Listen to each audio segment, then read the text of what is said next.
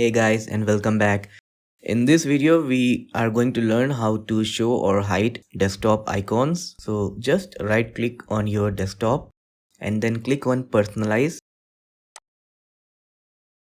and then from all these options click on Themes.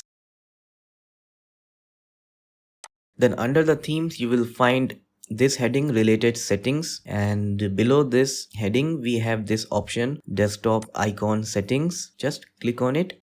Now you can choose which icon you want to display on the desktop. So whichever icon you want to display, just tick on them and then apply, and then just return back to your desktop, and you can see all the icons there. You can open them up.